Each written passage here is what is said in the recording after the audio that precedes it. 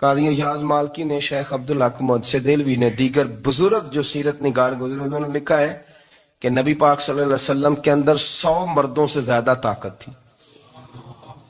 100 مردوں سے زیادہ طاقت. اب جو بات کہنے لگا ہوں، جو نتیجہ دینے لگا ہوں، اس پر خاص توجہ آپ فرمائیں گے.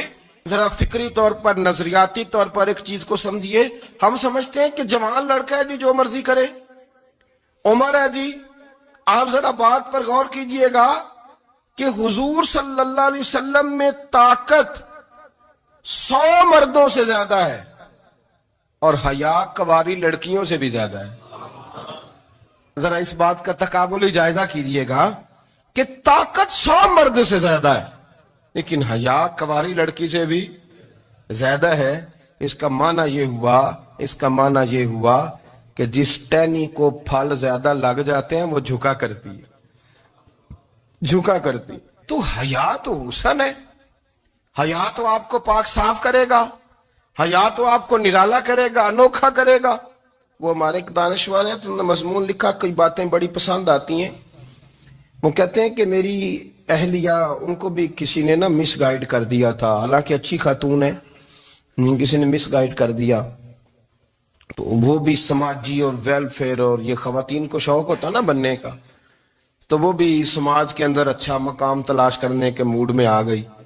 تو کہیں ایک دن جانا تھا تو بڑی بن سور کے میرے ساتھ وہ گاڑی میں بیٹھ گئی. تو میں گاڑی میں، عورتوں کو یہ بھی مسئلہ ہوتا ہے نا کہ ہماری تعریف کرو، تو کئی دفعہ بعد مردوں بیچاروں کو جھوٹ بولنا پڑتا ہے، تو زبردستی کراتی ہے نا جی.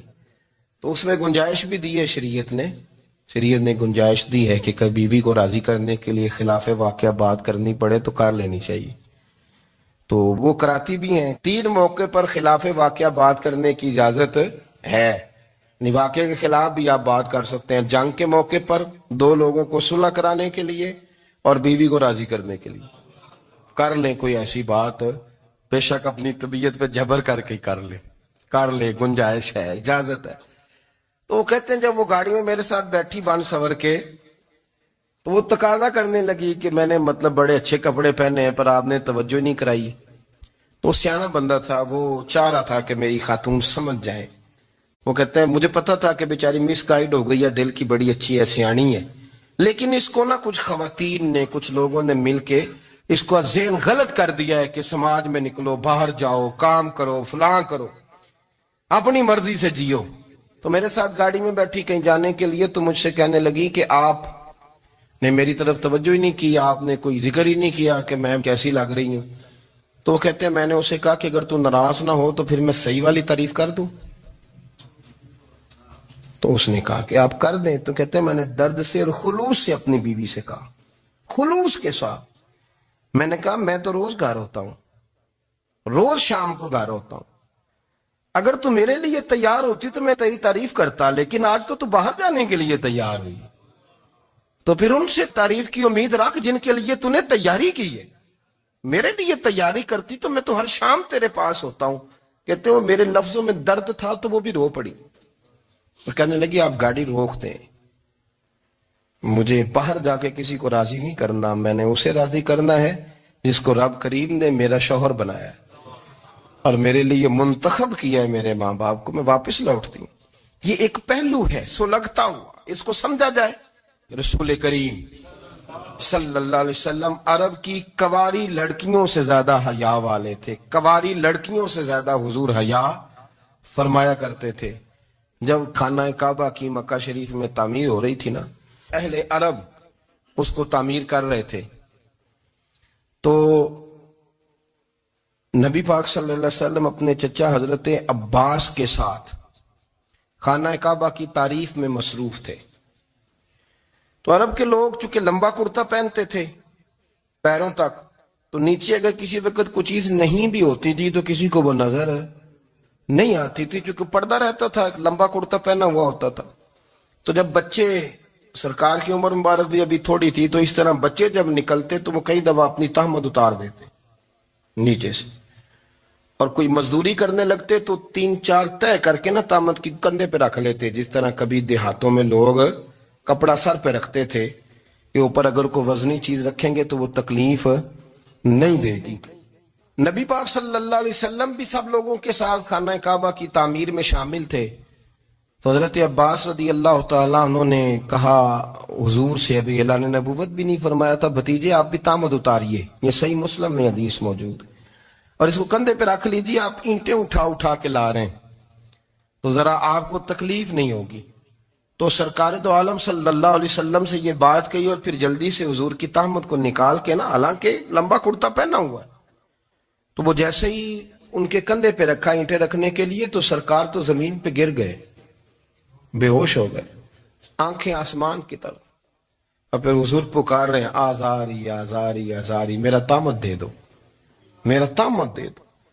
کبھی کوئی شخص اس وجہ سے بھی بے ہوش ہوا ہے کہ میرے وجود سے کپڑا اتر گیا ہے؟ حالانکہ سرکار پر وہ بے ہوشی بھی نبی پاک کا وہ جو غلبہ ہے نا شرم و حیا کا، اس کی وجہ سے ہوئی. ورنہ تو حضور فرماتے ہیں کہ میری آنکھیں سو جاتی ہیں، دل تو میرا اس عالم میں بھی جاگتا رہتا ہے. تو سرکار زمین پہ تشریف لے آئے، آنکھیں میرا تامت دے دو، میرا تامت دے دو. تو جلدی سے انہوں نے تامت دیا تو حضور نے باندھ لیا. پھر طبیعت مبارک میں تسلی ہوئی. یعنی ہم اس رسول کے غلام ہیں کہ جن کے تو وجود سے کپڑا اتر جائے تو حضور برداشت نہیں کرتے، قبول نہیں فرماتے، تکلیف شروع ہو جاتی. لیکن یہاں نوجوان ہیں اور بڑا قد کاٹ ہے اور بڑے بڑے سمجھدار لوگ ہیں، گرمی آتی ہیں تو شارٹ کپڑے پہن کے گھومتے ہیں. ان کو خیال نہیں کہ یہ وہ والا لباس ہے جو باہر تو کیا گھر میں اماں کے سامنے نہیں پہننا چاہیے، بہنوں اور بیٹیوں کے سامنے نہیں پہننا چاہیے. آپ کی گفتگو میں شرم و حیا ہو، آپ کے لب و لہجے کے اندر حسن ہو. آپ کو پتہ ہے نبی پاک صلی اللہ علیہ وسلم نے فرمایا میری امت میں سب سے زیادہ حیا کرنے والے عثمان غنی ہیں. عثمان غنی سب سے زیادہ حیا کرنے والے. آپ فرمایا کرتے تھے جب سے حضور کا چہرہ دیکھا ہے میں نے کبھی اپنی شرمگاہ بھی نہیں دیکھی، میں نے آنکھوں کا وضو نہیں توڑا. اور جب سے حضور کے دست مبارک میں میں نے بیعت کے لیے سیدھا ہاتھ بڑھایا تو پھر سیدھا ہاتھ میں نے کبھی گندگی کو نہیں لگایا. حیات. آپ باتھ روم کے اندر بھی غسل فرماتے تھے تو کپڑوں سمیت کرتے تھے. کسی نے کہا حضرت جی واش روم کے اندر کیوں نہیں کپڑے اتارتے؟ آپ فرمانے لگے باہر بندوں سے حیا کرتا ہوں، اندر جاتا ہوں تو رب سے حیا آنی شروع ہو جائے، وہ تو دیکھ رہا ہے نا. تو میں جو بات آپ کی خدمت میں عرض کرنا چاہتا ہوں اس کو آپ سمجھیے گا میرے عزیز، کہ شرم والا مزاج، گفتگو بھی شرم والی، آنکھیں بھی شرم والی، لباس بھی شرم والا، دوستی یاری بھی شرم والی، بہت ساری ایسی باتیں. دیکھیں نا آپ ذرا، میں نے کہا کہ باتوں کو سن کے گزر نہ جایا کریں، اس کی گہرائی پر غور کریں. حضور علم کا سمندر ہے، سرکار سے زیادہ علم دنیا میں کسی کے پاس موجود نہیں ہے، اور صحابہ کو موقع ملا ہوا ہے اس سمندر سے فیض لینے کا. لیکن ان کی حالت یہ ہے کہ حضرت علی المرتضیٰ فرماتے ہیں 14 دن گزر جاتے، حضور سے کوئی سوال پوچھنا ہوتا تھا پر میں شرم کے بارے نہیں پوچھ پاتا تھا. 14 دن بخاری شریف میں موجود ہے. ایک دن نبی پاک صلی اللہ علیہ وسلم نے پوچھا صحابہ سے کہ وہ کون سا درخت ہے جس کے پتے نہیں گرتے، اور وہ درخت اس طرح ہے جس طرح مومن ہوتا ہے، وہ درخت میرے مومن کی طرح بتاؤ. حضرت عبداللہ ابن عمر فرماتے مجھے پتا تھا کہ وہ کھجور کا درخت ہے، لیکن چونکہ ابو بکر صدیق بھی بیٹھے ہیں، عمر فاروق بھی بیٹھے ہیں، مولا علی بھی بیٹھے ہیں، عثمان غنی بھی بیٹھے ہیں، اتنے جید لوگ بیٹھے ہیں، تو مجھے حیا آتی تھی کہ میں کیوں جواب دوں. کہتے ہیں سرکار نے کئی دفعہ پوچھا، لوگوں نے کئی اور درخت بتائے پر فرمایا تمہارا جواب درست نہیں ہے. آپ حیا کے اس پہلو پر غور کریں کہ سوال کا جواب آتا ہے، سوال کا جواب، یعنی مجھے سوال کا جواب آتا اور پھر میں دوں نہ، مجھے بدعزمی نہ ہو جائے گی. یہ کیسے ممکن ہے کہ میری رات گزر جائے، مجھے پتا بھی تھا میں نے بتایا نہیں.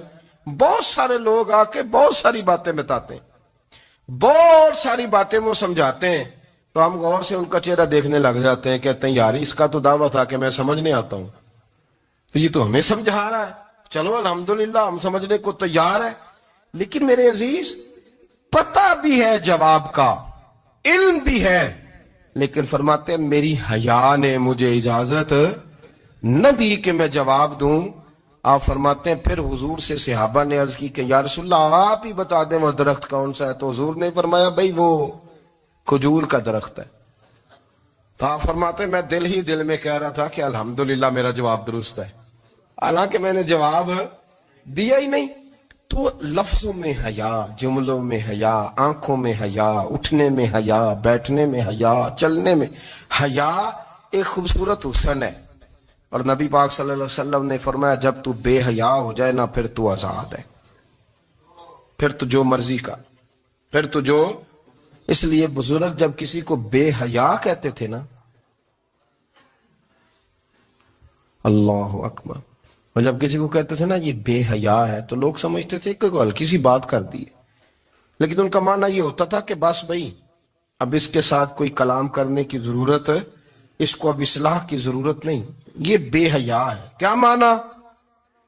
کہ اب یہ جو اس کے دل میں آئے گا وہ کرے گا، جو اس کی طبیعت چاہے گی وہ کرے گا، اب یہ کسی پہلو بھی قابو آنے کو تیار ہے.